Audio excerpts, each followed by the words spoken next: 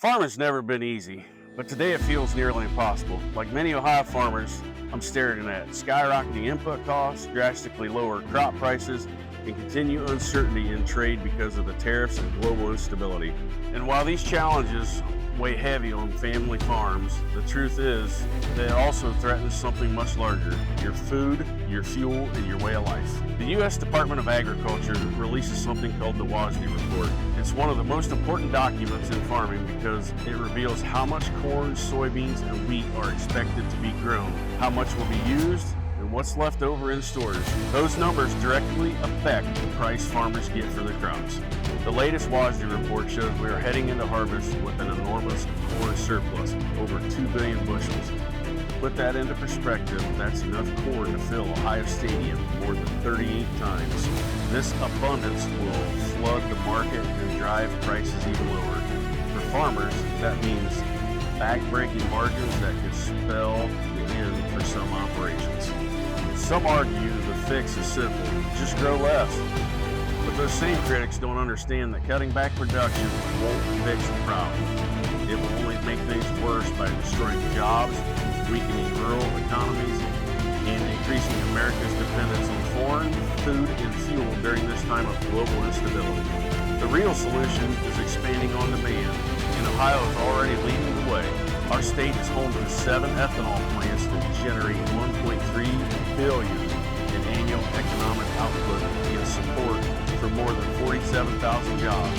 Ethanol doesn't just help farmers, it helps consumers save money every time they fill up. That's why we've long supported a common sense fix: updating outdated regulations to allow for permanent and nationwide year-round sales of E15, sold commonly in Ohio as unleaded 88. This change wouldn't cost taxpayers a cent, but has been held up by red tape for far too long. Now it's time to take action. These are challenging times, not just for farmers, but for every Ohioan. What we don't need is empty promises, but change that only a proven innovator and leader will be able to provide. Someone who will cut through the bureaucracy that's holding us back and fight for solutions that restore profitability, strengthen both rural and urban communities, and protect Ohio's #1 industry, agriculture. This is why Ohio Corn and Wheat Political Action Committee recently made the bold decision to endorse Vivek Ramaswamy for governor. Some have asked, why now?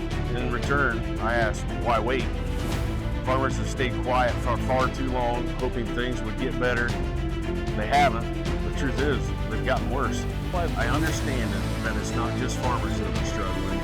And I also know that low grain prices don't stop at the farm.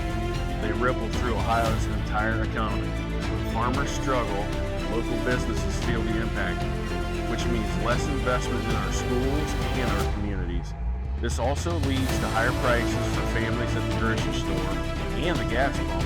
Whether you live in Mount Gilead like I do, or downtown Columbus, or elsewhere in Ohio, your daily life will be directly connected to the success of Ohio farmers. That's why leadership matters. Ohio needs a governor who will expand demand for our grain, create certainty for our communities, keep our resources like we use for food and fuel affordable. That's what we see in Vivek Ramaswamy. I encourage you to meet him for yourself. Ask tough questions. Look him in the eye. Decide if he earns your trust as he did ours. For Ohio farmers, for Ohio families, for Ohio's future, it's time to act. Discover more important updates from ohiocornandwheat.org.